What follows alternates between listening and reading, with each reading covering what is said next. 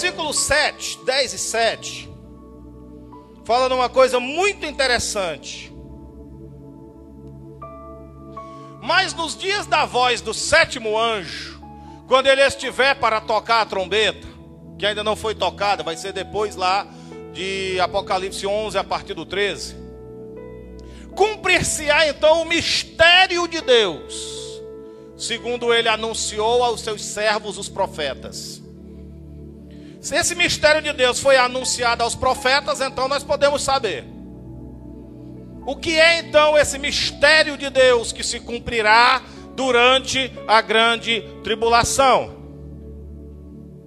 A razão pelo qual Deus tem tanta paciência com a ação do mal. A razão pelo qual Deus permitiu que Satanás derrubasse o ser humano lá no Jardim do Éden.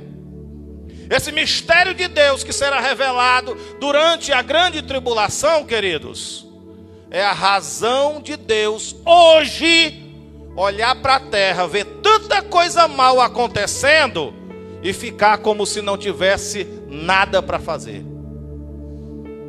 É exatamente a pergunta que nós ficamos engasgados com ela. Por que que Deus permite essas coisas? Será que ninguém nunca perguntou isso?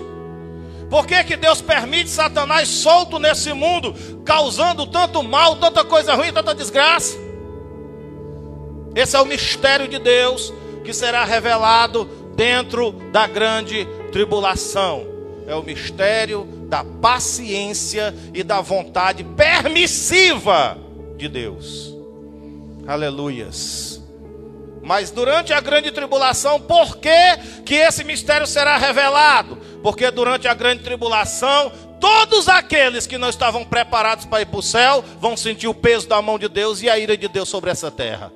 Vai ser quando Deus vai se levantar para cobrar o pecado da terra. Deu para entender, irmãos? Aleluias. Então, queridos, é melhor não estarmos aqui nesse período. No período em que Deus vai revelar a sua ira. Tudo que Deus está tendo paciência hoje, cristiano, de suportar, Ele vai cobrar no período da grande tribulação. É pouco? É não, né, irmãos? Deus vai derramar a sua ira. A taça da ira de Deus vai ficar vazia. Tudo que Deus tinha que cobrar, que malhar o diabo, que cobrar da humanidade o pecado, Ele não está cobrando agora, mas Ele vai cobrar durante a grande tribulação. Meu Deus do céu. Se cumprirá o mistério da paciência de Deus. Tem horas que a gente pensa que Deus não está mais nem aí. Entregou o mundo para ser governado por quem quiser. Por quê? Porque o mundo, queridos, jaz no maligno. Está acontecendo coisas terríveis e sempre aconteceu, mas agora está pior ainda. Aí vem no nosso coração uma certa pergunta: por que Deus permite? É ou não é, irmãos? Quando a gente olha para aquelas crianças esqueléticas morrendo de fome na África, aí a gente surge aquele questionamento no coração: será que Deus não está vendo isso? É ou não é verdade, irmãos? Mas na verdade Deus não tem culpa daquelas crianças passando fome na África. Aquilo ali é resultado da ganância do próprio ser humano. Porque no planeta Terra tem condições suficientes de sustentar a humanidade toda e ninguém passa fome. O problema é a má divisão das riquezas. O problema é a avareza do ser humano. O problema é o orgulho do ser humano e o ser humano olhar só para si próprio. Enquanto uns têm demais, outros não têm nem o que comer. É ou não é, pessoal? Existem pessoas que têm bilhões de dólares. E podiam, por exemplo, como um caso de uma senhora, que eu acompanhei a reportagem, ela era riquíssima. Riquíssima. Não tinha herdeiros e deixou a fortuna dela para uma cachorra. Hein? Pessoas que adotam animais e gastam milhões com eles. Coleiras de cachorro cravejada de pedras preciosas. Comida de cachorro, que uma vasilhinha é mais cara do que a feira do nosso mês todinho. Aí uma pessoa dessa podia investir no ser humano, em vez de investir em cachorro, e acabar com a fome de muitos daqueles que estão morrendo, sim ou não? Então Deus tem culpa disso? Tem, irmãos? Isso é loucura do ser humano. É a loucura do próprio ser humano, de gastar milhões com aquilo que só serve de vaidade, de que ele não vai levar para lugar nenhum. Outro dia eu estava vendo sobre as coisas mais caras do mundo. Nos Estados Unidos tem um restaurante, uma lanchonete, que um hambúrguer custa R$3.000. E é muita gente, o pessoal economiza 2, 3 meses só para ter o prazer de ir lá comer aquele sanduíche e tirar foto para colocar no Facebook. Eu estou comendo um sanduíche de R$3.000. Enquanto isso, pessoas comendo lixo e outros morrendo de fome. Deus tem culpa disso? É o próprio ser humano e a sua ganância, a sua falta de amor. Vocês estão entendendo, irmãos? É ou não é verdade, irmãos? É verdade.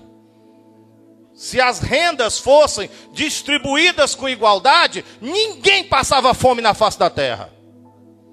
Mas é necessário para eles, o povo do governo, que haja miseráveis, para que eles possam sempre estar tirando o dinheiro do pobre, em nome de ajudar o pobre, e nunca chega no pobre. É uma fonte, a pobreza e a guerra são fontes de riqueza. Para quem não sabe. Vocês sabiam que algumas guerras são inventadas por empresários? Quem já sabia disso? Alguém já ouviu falar disso? Você já ouviu falar disso? O cara fabrica armas, fardamento, comida de campanha, comida de guerra, e outros materiais bélicos, e ele quer ganhar muito dinheiro. Eles inventam uma guerra para poder vender o que eles fabricam. E as pessoas morrem pela ganância do ser humano. Já pensou um negócio desse? Então, queridos, durante a grande tribulação, Deus vai cobrar todas essas coisas. Vocês estão entendendo, irmãos? Vai se cumprir o mistério de Deus, porque Deus permite que essas coisas aconteçam. As respostas virão. Glória a Deus. Mas eu prefiro estar lá no céu junto com a igreja. Capítulo 10, verso 9 e 10. Diz, para João comer o livrinho. Não é a primeira vez que isso acontece. Fui, pois, ao anjo, dizendo-lhe que me desse o livrinho. Então ele me falou, isso aí é o livro dos 7 selos, viu, gente? Toma-o e come, devora-o. Certamente ele será amargo em teu estômago e em tua boca doce como mel. Você pensa que esse ato profético é a primeira vez que acontece? Pois então dá uma olhadinha no livro de Ezequiel, capítulo 2. Verso 8 a 10. Antigo Testamento, livro do profeta Ezequiel, capítulo 2. Tu, ó filho do homem, ouve o que eu te digo e não te insurjas com a casa rebelde. Abre a boca e come o que eu te dou. Então vi e eis que certa mão se estendia para mim e nela se achava um rolo de um livro. Ezequiel teve a mesma visão e a mesma experiência de João, porque comer esse livrinho era a preparação profética para continuar sendo profeta de Deus e trazendo a palavra do juízo.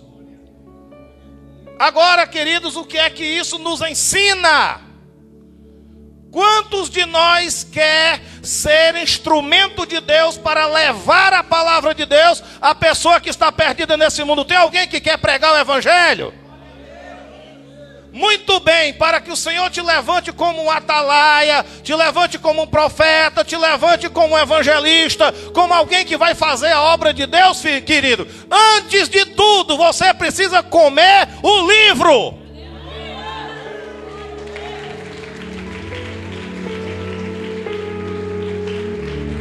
Aleluia! Por favor, não me entendam mal e não comece a mastigar a Bíblia. Comer o livro significa ler, conhecer, estudar.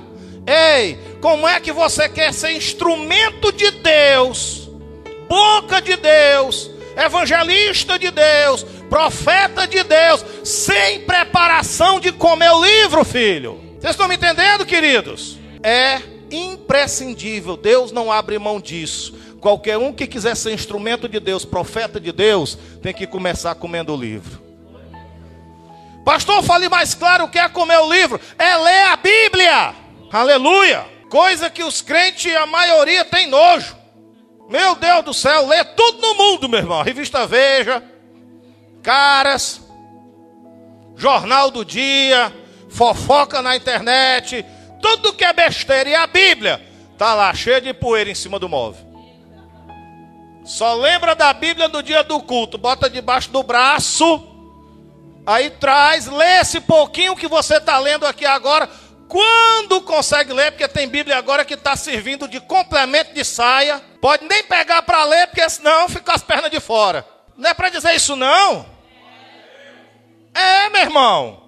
Por que, pastor, que o senhor está dizendo um negócio desse? Porque precisa alguém dizer que para vir para a presença de Deus na casa do Senhor, tem que ter vergonha até para se vestir. Aleluia. Ixi, pastor, o senhor pegou pesado, não gostei não, coma menos. Mas é, meu irmão. Meu Deus do céu, queridos.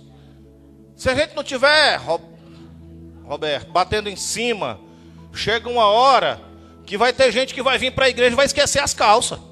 É. Meu Deus do céu. Tem igreja que já virou, sabe o quê? Passarela de desfile.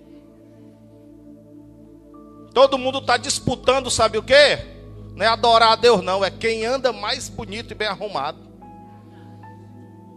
Chega no domingo, corredor da igreja parece uma passarela. As irmãs mostrando a roupa nova. É. E às vezes a saia, ó, lá em cima. Pode nem levantar a mão para dar glória.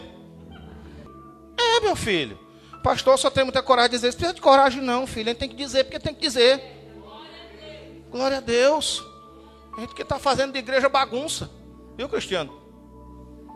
Vem de qualquer jeito, meu irmão. Ai, a gente estava dormindo, não lava nem a cara. Com a roupa que estava dormindo, se levanta e vem para a igreja. Meu Deus do céu. Pastor, isso é muito exagerado. É porque você não viu o que eu já vi.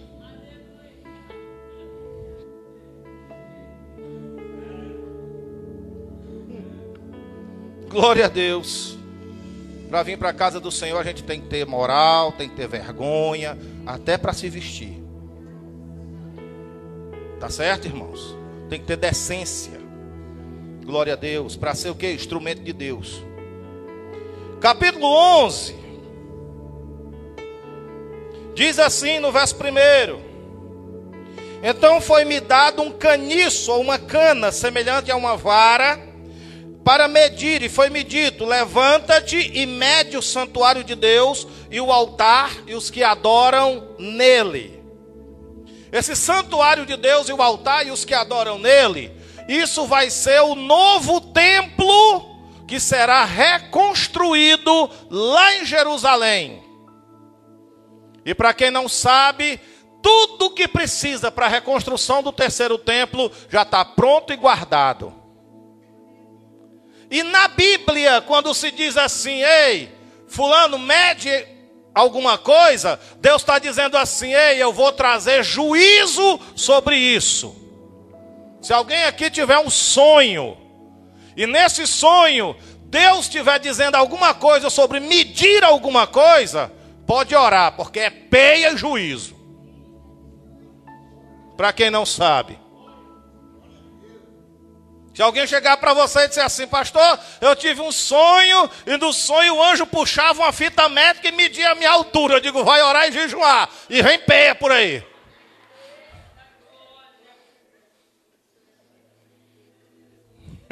Quem não sabia disso? O ato de medir na Bíblia significa o juízo de Deus chegando. É peia. Muita. Nunca queira ser medido por Deus. O ato de medir na Bíblia, querido, fala de castigar. 2 Samuel, capítulo 8, verso 2. Também derrotou os moabitas, olhe bem, fez-los deitar em terra e os mediu. 2 vezes uma medida, um cordel, para os... Uma vez só um cordel, uma medida, para os deixar com vida. Assim ficaram os moabitas por servos de Davi e lhes pagavam tributo. O ato de medir na Bíblia significa juízo de Deus. Quem sabia? Sabia não? Agora você está sabendo aí mais alguma coisa dentro da palavra de Deus. Tem outras passagens, o tempo é que não permite. Como por exemplo, lá em Lamentações 2:8. Lamentações de Jeremias. Do profeta chorão, profeta das lágrimas. Intentou o Senhor destruir o muro da filha de Sião, estendeu o cordel, olha aí, e não retirou a sua mão destruidora. Fez gemer o antemuro e o muro, eles estão juntamente enfraquecidos. Deus mediu para destruir. Interessante, né, irmãos? Simbologia na Bíblia. Glória a Deus, estamos aqui para aprender. Que você nunca tem um sonho sendo medido. Glória a Deus. Verso 3 e 4, parte boa, as 2 testemunhas. 11, 3 e 4. Darei as minhas 2 testemunhas que profetizem por 1260 dias, vestidas de pano de saco. 1260 dias equivale a 42 meses. Ou no livro de Daniel, 1 tempo, 2 tempos e metade de 1 tempo. No nosso calendário, 1260 dias, 3 anos e meio, contado até os dias. A tribulação será dividida em 2 períodos de 3 anos e meio, formando assim no final 7 anos, que é o período único da última semana de Daniel. Isso quer dizer que as 2 testemunhas vão profetizar por quanto tempo? 3 anos e meio, os 3 primeiros anos e meio, até que o anticristo se revela, se proclama Deus e senta no trono de Deus lá no templo em Israel e manda matar as 2 testemunhas. Enquanto os 144 mil estarão pregando o evangelho a todas as tribos, nações e línguas, completando a tarefa da evangelização mundial para que venha o fim, as 2 testemunhas estarão profetizando lá em Jerusalém. Durante o mesmo período. Amém, queridos? Quem quer saber quem são as duas testemunhas? Diga amém. Eu também.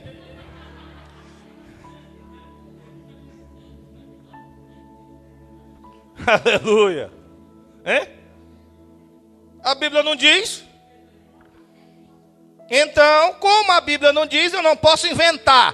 Mas tiveram alguns escatologistas que tiveram a coragem de dizer, pelo que as testemunhas fazem, quem elas são. Uns dizem que a primeira testemunha é Moisés e que a outra é o profeta Elias. E o senhor, pastor Barbosa, diz quem elas são o quê? Eu não digo que elas não são nem Moisés e nem Elias.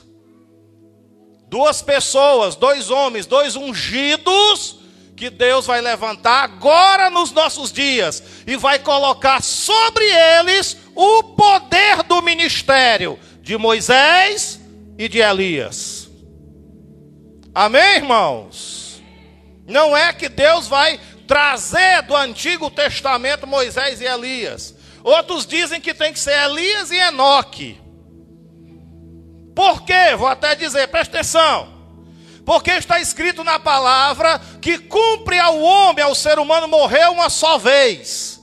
E depois disso segue-se o juízo. Esses dois homens na história foram os únicos que não morreram.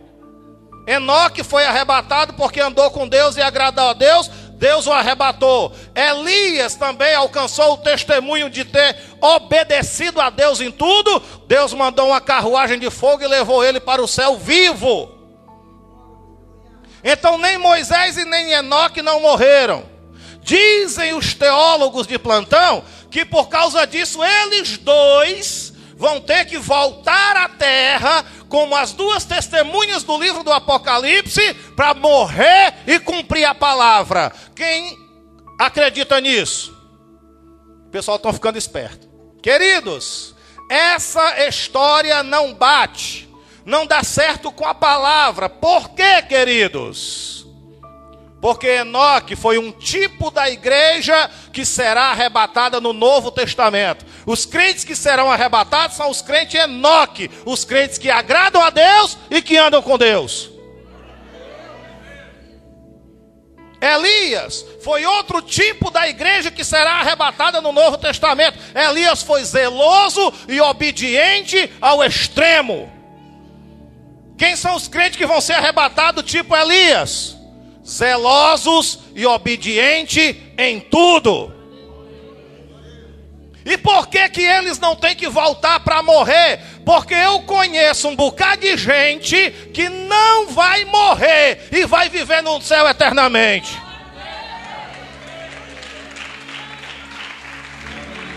Aleluia.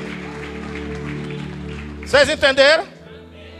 Se eles tiverem que voltar para morrer, então a igreja depois de arrebatada vai ter que voltar para morrer também. Deu para entender, irmãos? Então cai por terra essa história. Aleluias. Então, pastor, quem são essas duas testemunhas? Dois ungidos de Deus dos nosso tempo. Glória a Deus. E eles têm o mesmo ministério, a unção do ministério desses homens, de Moisés e de Elias. Aleluias. Eita Jesus. Bom, eu já derrubei o mito que não é Moisés, nem Enoque, nem Elias. Versículo 7 e 8 do 11, eu já vou encerrar. 7 e 8 do 11. Quando tiverem então concluído o testemunho que devem dar, a besta que surge do abismo, lá no 13 nós vamos conhecer essa criatura, pelejará contra elas. Elas quem? As duas testemunhas.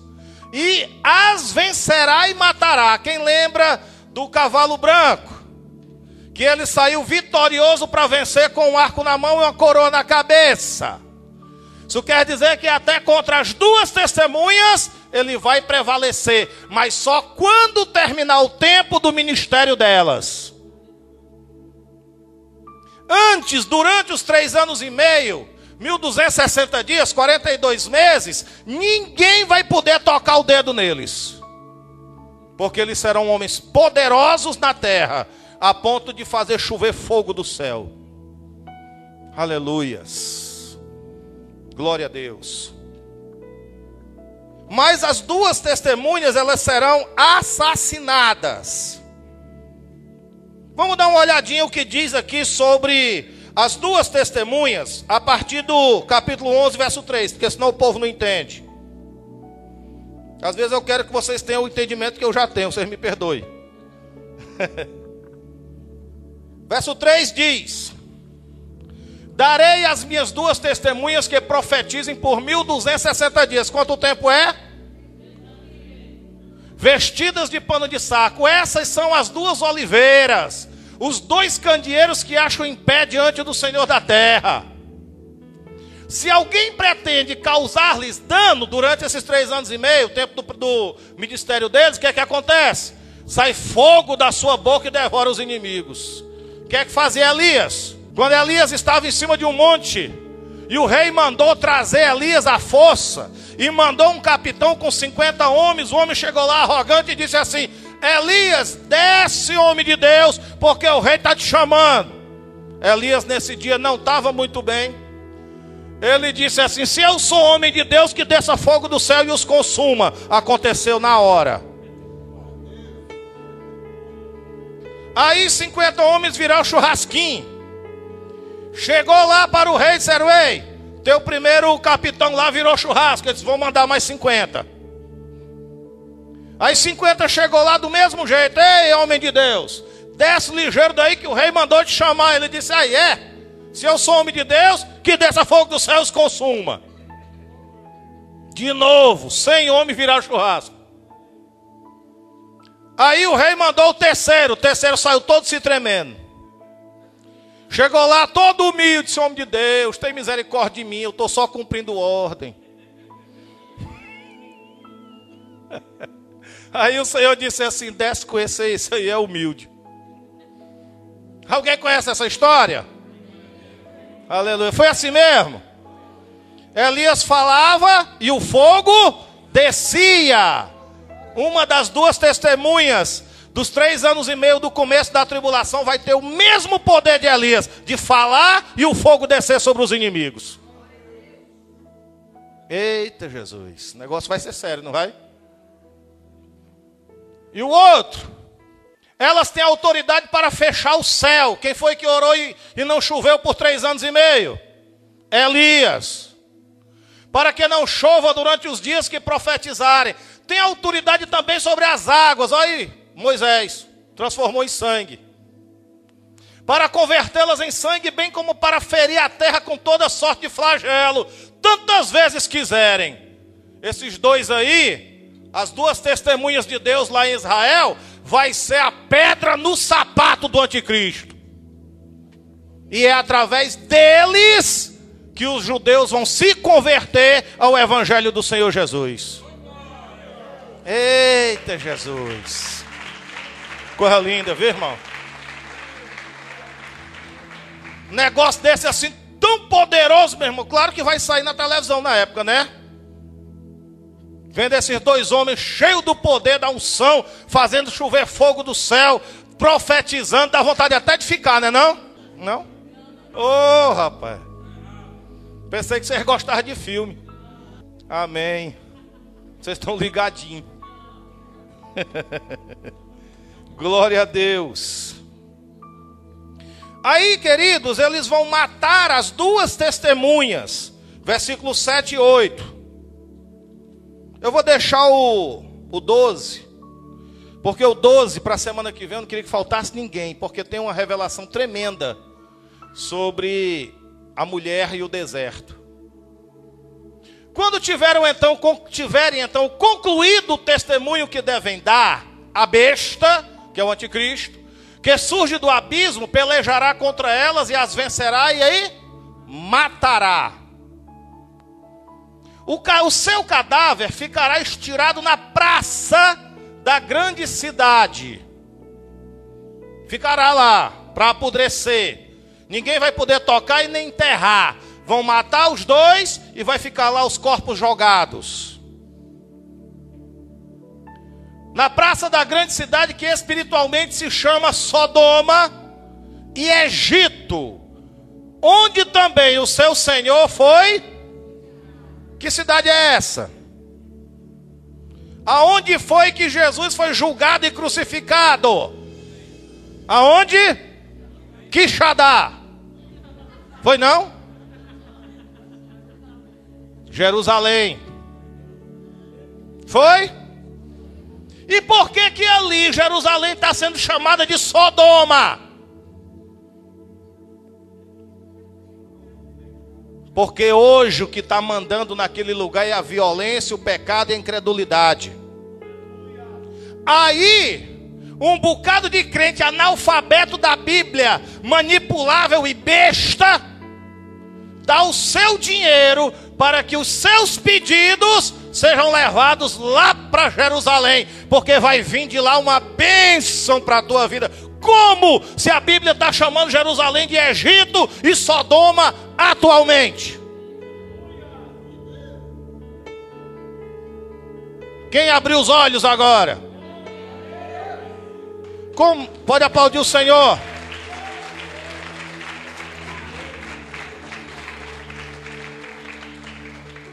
Ah, meu filho, vamos fazer aqui, vamos, uma viagem para lá. Eu vou nada, meu filho. Se for para me ver pedra, eu vou lá para o Quixadá, tem igualzinho lá. Meu negócio, meu filho, é com a Jerusalém do céu. Aleluias. Entendeu, irmãos? Queridos, atualmente Jerusalém não tem paz nem para ela. Que lá eles vivem se matando. Dividido em 3 grandes religiões: judaísmo, cristianismo apóstata e mais o islamismo. No lugar do templo tem lá um templo islâmico, a cúpula da rocha. O que é que eu vou ver lá hoje? Aí está cheio de gente espertalhão. Ei, vamos fazer uma viagem para a Terra Santa. Queridos, a paz está em nós hoje. Que foi que o nosso Senhor Jesus olhou para nós e disse assim: ei, eu deixo-vos para vocês a minha paz eu vos dou. Eu não dou a minha paz para vocês como o mundo dá, a minha paz é do céu. Nós temos a paz, vamos buscar lá o que? Guerra.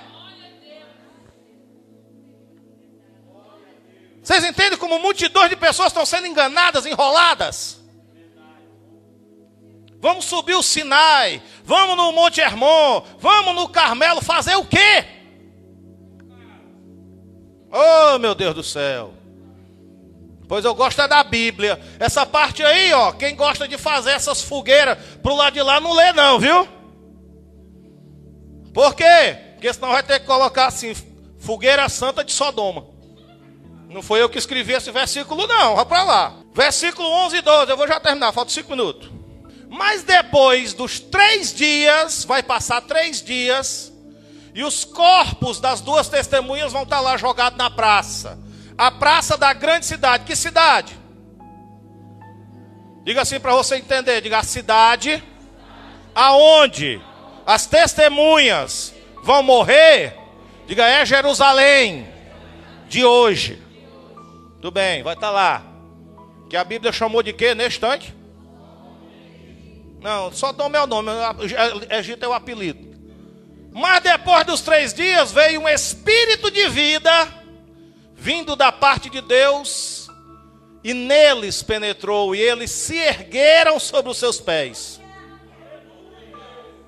Eles vão ressuscitar e todo mundo vai ver. Depois que eles ressuscitarem, eles vão ser arrebatados ao céu para todo mundo ver. E nessa hora vai haver um terremoto tão grande em Jerusalém que vai cair um pedaço grande da cidade velha e vai morrer só 7.000 pessoas. Pastor, de onde foi que o senhor tirou isso? Bora para a Bíblia. Glória a Deus. Aleluias. Nós lemos o quê? O 11 e o 12, né? Passa para o 12. E as duas testemunhas ouviram uma grande voz vinda do céu, dizendo: subi para cá, para aqui. E subiram ao céu numa nuvem, e os seus inimigos as contemplaram. Coisa linda, né, irmãos? E o 13. Naquela hora, houve um grande terremoto. Ruiu a 10ª parte da cidade, e morreram nesse terremoto 7.000 pessoas, ao passo que as outras ficaram sobremodo aterrorizadas e deram glória ao Deus do céu. E Israel nessa hora vai cair de joelho e dizer: só Jesus é o Senhor. Deu para entender, filho? Vocês entenderam agora como é que os judeus vão se converter? Fica de pé para a gente encerrar. Eita, meu Deus do céu.